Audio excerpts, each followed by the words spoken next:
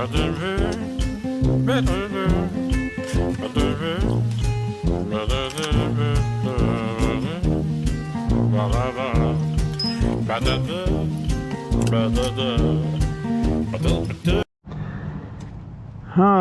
I got these gloves. I hate wearing gloves, but I might as well get used to it. But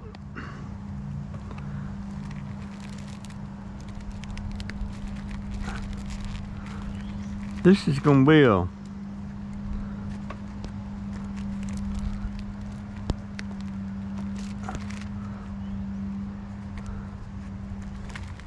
a pain in the butt.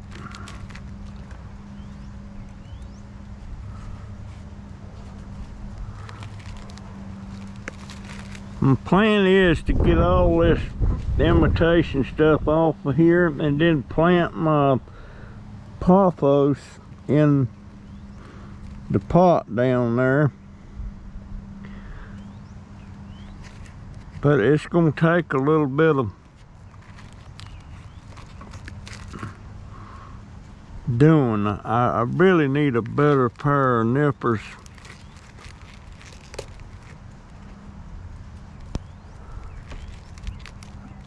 But it's gonna take some doing.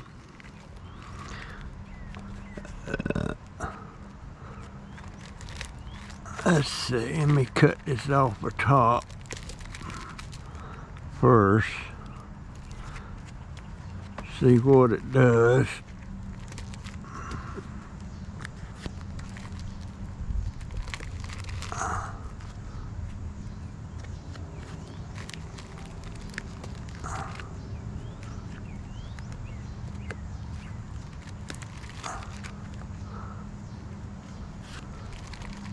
Yeah, it's gonna take some doing. I don't know.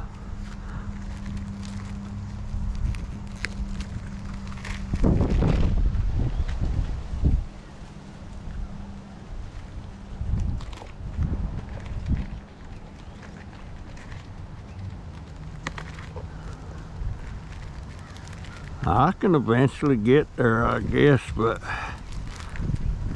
I sure hate these gloves, I'll tell you that.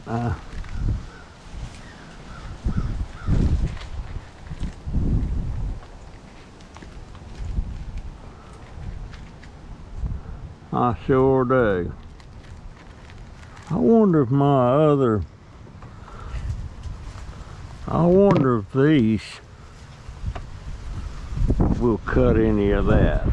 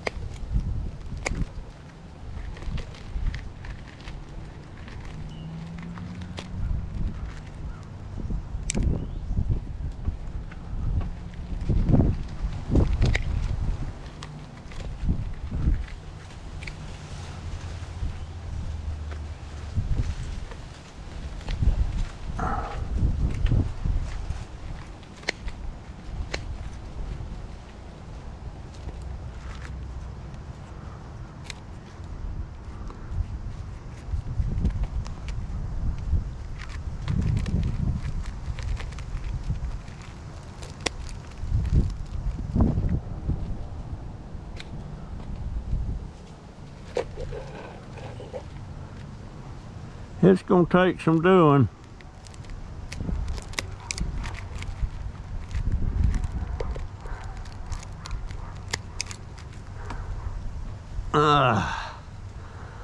Whew.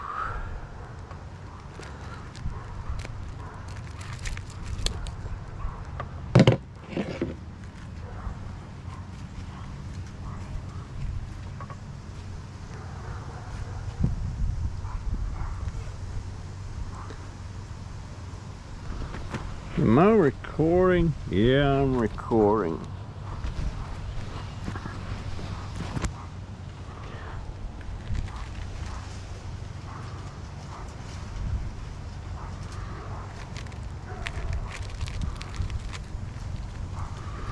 GoPro start recording. Well, it's gonna be slow, but I'm getting there.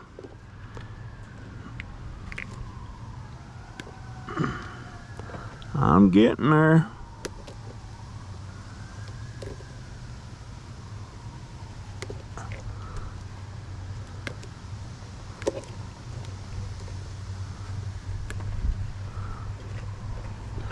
I'm getting there.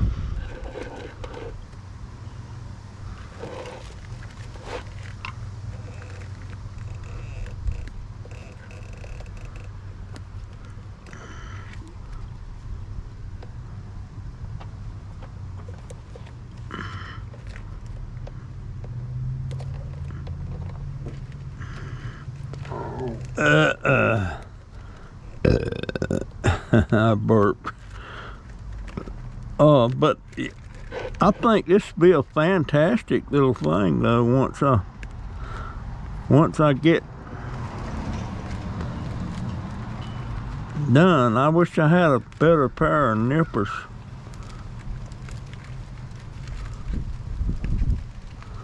I wonder if that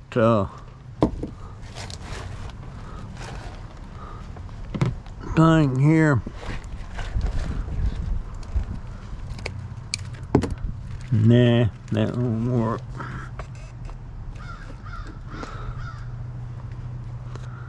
I'll have to do slow but sure.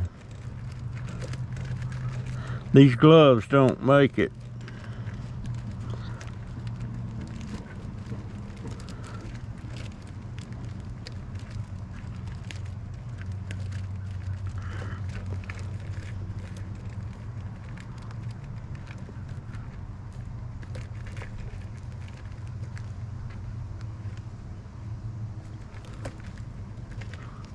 See, I'm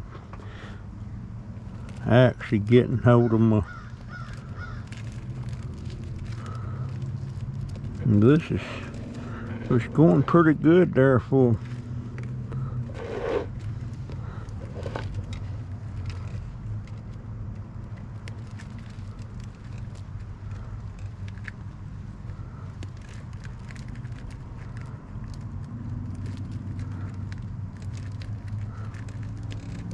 You know what? This is not digging in dirt, so I'm gonna take these gloves off.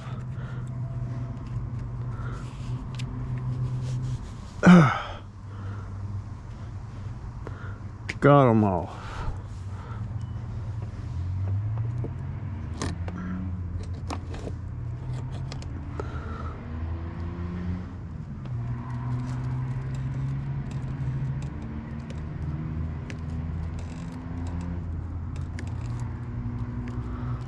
That's much better.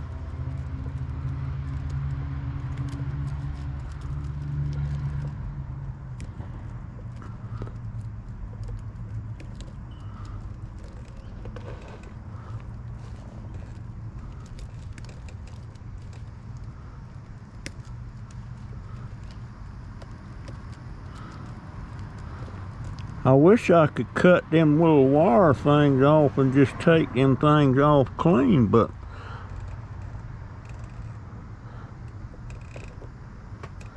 it just ain't.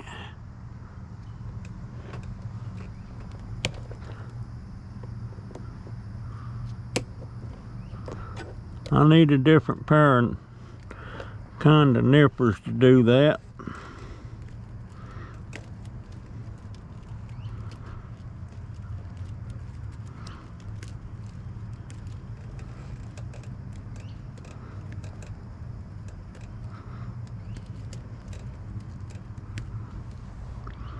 Wow.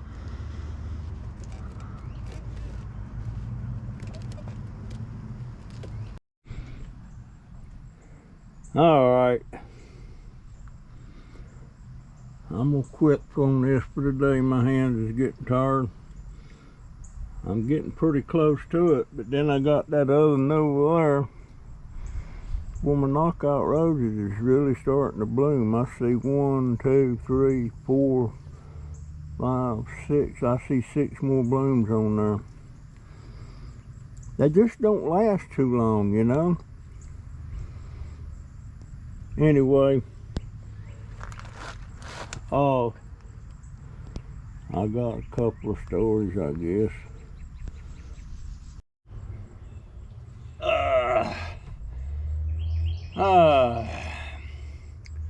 Well,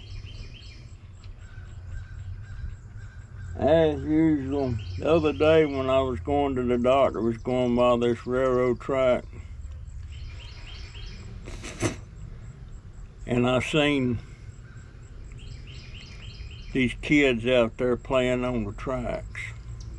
It was a double set of tracks, and they was playing out there. Reminded me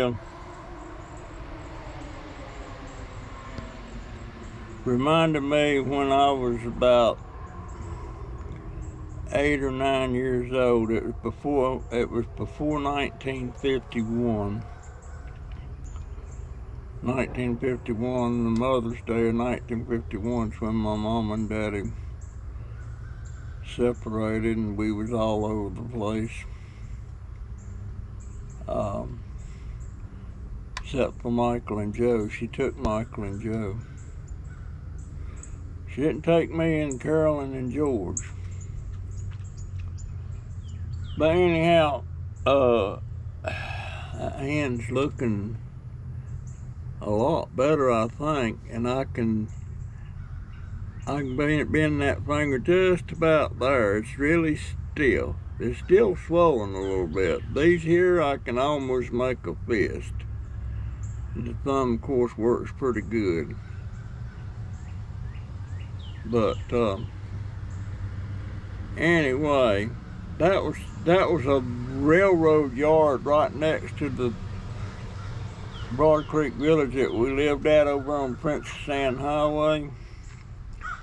And there was always train cars parked there, you know, box cars and stuff like that. And of course, we was always over there playing. And most of the time it was me and Hadley and Betty Gaye. We kind of looked at Betty Gaye as just another guy, a boy. She liked to do boy stuff. And I'm assuming she was about 8 or 9. She was about my age. Hadley was 10. He was the oldest. But every time us three got into some kind of mischief or trouble and got caught, Hadley had this way he would turn that around and make it look like it was our doing and he was just trying to keep us out of trouble. He was a sneaky little sucker. And I couldn't stand to hear him walk. He wore these corduroy pants all the time. Long pants. And every time he took a step, they'd go whoosh, whoosh, whoosh, rubbing against each other. I couldn't stand that. Me, I was wearing short pants. And, but we got to playing out there on the tracks one day, and here was this row of boxcars. And one of the doors was open. I might have told this story, but I can't remember.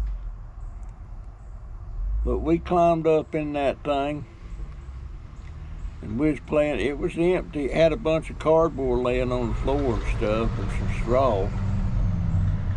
I guess it was straw. It looked like weeds. And we got playing in there and everything. We was in there about 30 minutes. And we made us a little hut thing out of the cardboard, leaning it up and everything. There were boxes that was closed up, and we opened them back up, big boxes. And all of a sudden, we heard this loud noise. crash, you know, and it shook the boxcar it was in. We didn't know what had happened, but what had happened, that train was starting to move. And by the time we realized what was going on, it was moving, and it was moving pretty fast. Fast enough to where we was afraid to jump out. And for a couple of miles, we didn't know what to do. We were scared to death. And all of a sudden it slowed down, and it slowed down almost to a stop. It was still moving, but we jumped out. Betty Gaye jumped out first, and then me, and then Hadley.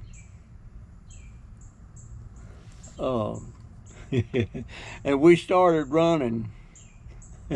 Trouble was, we was running the wrong direction.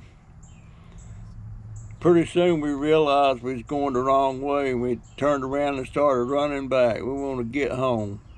I guess it was 2 or 3 miles. But that scared the pea hunky doodles out of us. We was upset. But we was all the time getting in mischief. All the time getting in mischief. At some point, we started getting this feeling thing about Betty Gaye. All of a sudden, we become very aware she was a girl. You know, I can't explain it.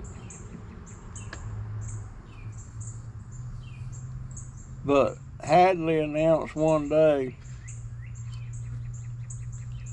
he was going to take Betty Gaye as his girlfriend. He was going to take her.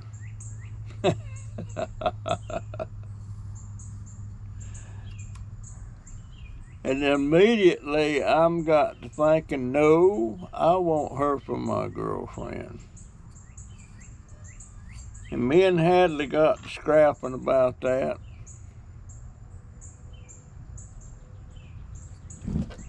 And all of a sudden, Betty Gaye chimed in and started hollering, I don't like boys. I don't want to be nobody's girlfriend. I don't like boys. Oh my gosh. And that put an end to me and Hadley thinking about her being our girlfriend. I don't like boys.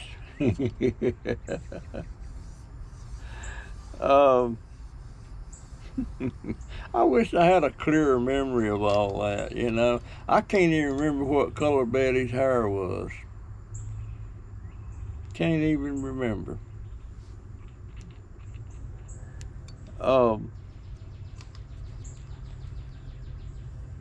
But she was always right there every time we was doing, even the time that us boys decided we was going to see who could pee the furthest across this ditch. And that time, Carolyn, my sister, and Betty Gaye was with us. And we didn't think nothing about whipping it out and peeing, you know, right there in front of them. Turns out they didn't. Turns out they didn't think nothing about dropping their drawers and see who could pee the furthest across there with the girls. They didn't pee very far. Oh my God. My sister gets mad every time I bring that up in front of people. She denies it. Then when we're alone, why do you keep bringing that up? I said, well, I thought it was funny. And You know it was funny. She didn't like me bringing up stuff in the background and stuff that happened when we was little. Um, yeah, they tried to pee across the ditch too. Um, oh my goodness. But we sure got into mischief. And there was this other girl that used to hang with us at least a little bit too. Her name was Sheila Watson. And Sheila's mama and daddy didn't want her playing with us kids. Many times, you stay away from Mackie. You stay away from I done forgot her name. You stay away from Betty Gaye. The people thought we was terrible kids. I don't know why. We didn't do nothing terrible, you know. We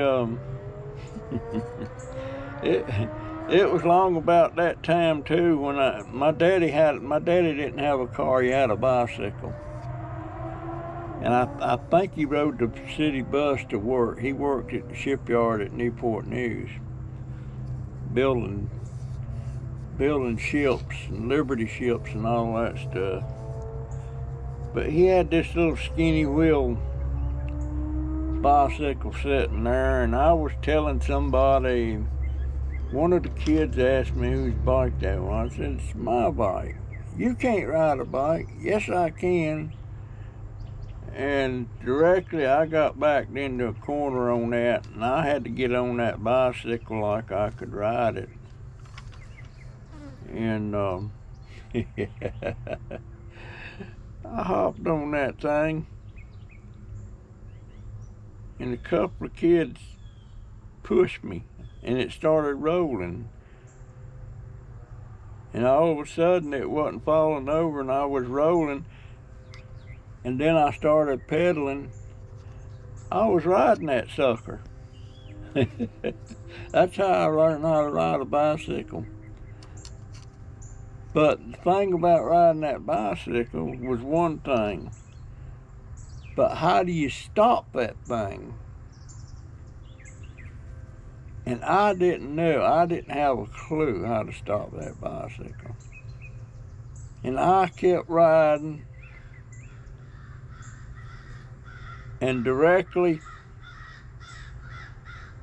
I come up on a 1948, I think it was 48 or 47 panel truck, kind of like a van, but not big like a van. And guess what? I stopped. I stopped because I run right square into the back of that thing and crashed and hit the ground. So, thing of it is, I had to push that bike home because I wasn't sure how to stop it without running into something. Pushed it home. And of course, all the kids seen me crash it into that little truck, little Chevrolet. I remember that writing on the back of the door was Chevrolet. The panel truck. I don't that they were a lot smaller than the vans were. But there again, I got embarrassed. Got embarrassed when I was showing off in front of Sheila and Betty Gaye, and there was another girl there, and I can't remember her name.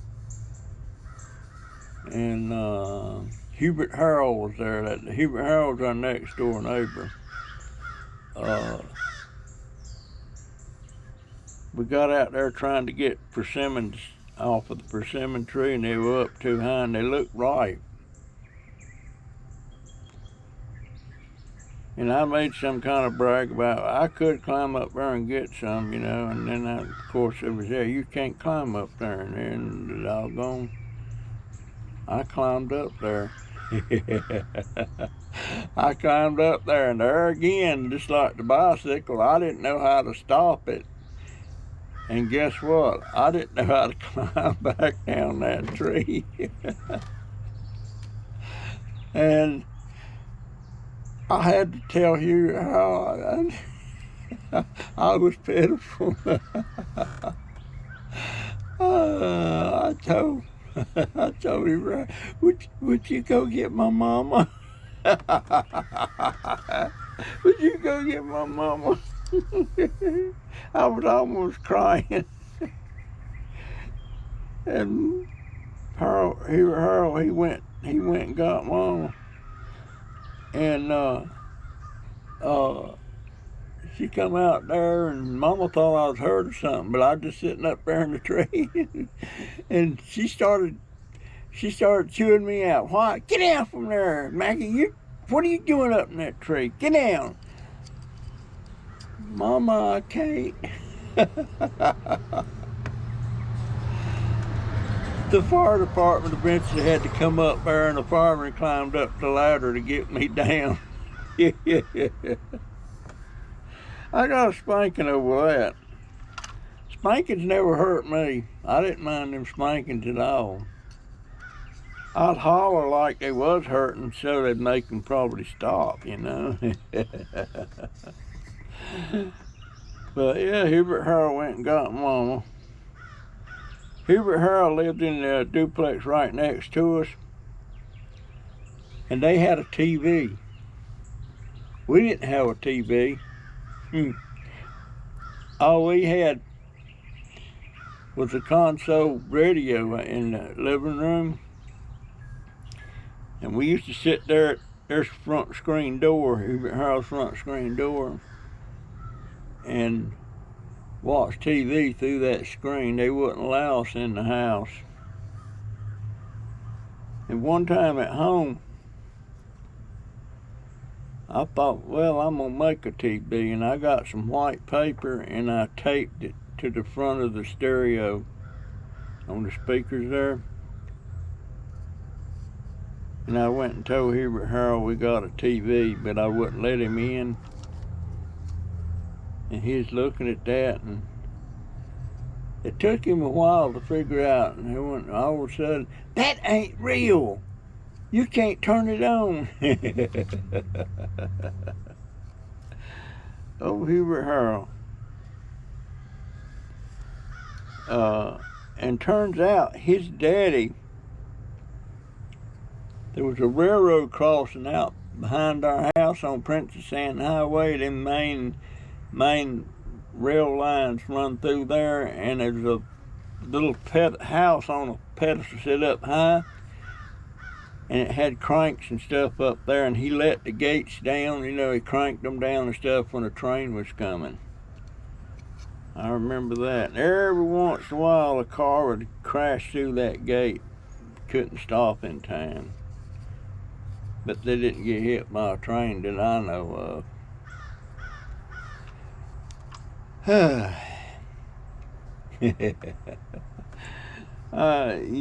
You know, I had my childhood prior to 1951 was kind of fun, you know, except when Daddy come home drunk, you know, and breaking stuff, and him and Mama raising Cain. But Daddy always had a garden out there. My daddy was an excellent gardener. He knew his stuff. One time years later, I had this house I bought, and it was on about 10 acres of land, and it had big fields out there that had every year had been tilled up and stuff planted there. Most of the time it was corn or tobacco. And Daddy was living with us at that time. And he said, I think I'm gonna plant a watermelon patch. And he planted about an acre of watermelons. Beautiful watermelon. There was two kinds. There was that round kind, and there was that long oval shaped one. He had watermelon running out his ears, and we was eating fresh watermelon every day. And pretty soon he said, I hate to see all this go to waste. See if you can get some people that want some, we'll just give them to him.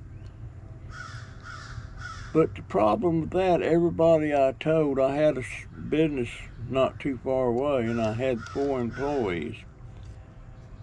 And they love watermelon. I told them, well, I can give you all you want. And then they come up with this stuff, well, could you bring it to us? Hell no. I'm going to give you, that means you want me to go out there and pick it, load it in my car and drive it over here to you? And no, if you want it, you come get it. Didn't nobody come get one. We had watermelon rotten in that year. But Daddy sure knew how to garden. And he had one of these Troy-built garden tillers. Easy to, it wasn't hard to operate or anything. You could just hold one finger on it and run that thing. Oh, wow, that was kind of good days to me. And we lost that house in a fire. Something went wrong with the water heater. The water heater was gas, and it caught the inside of the little container that it was in, like a closet. Set that place on fire. That happened about 8 o'clock in the morning, and by 9 o'clock we was homeless. That had to have been about 1975. Jennifer had just started to school. She was going to kindergarten, and Jaden, or not Jaden, but Bud, my son, he was about 3 or 4. All right, folks, that's it for this video. That's my story, and I'm sticking to it. I'll catch you in the next one. See ya.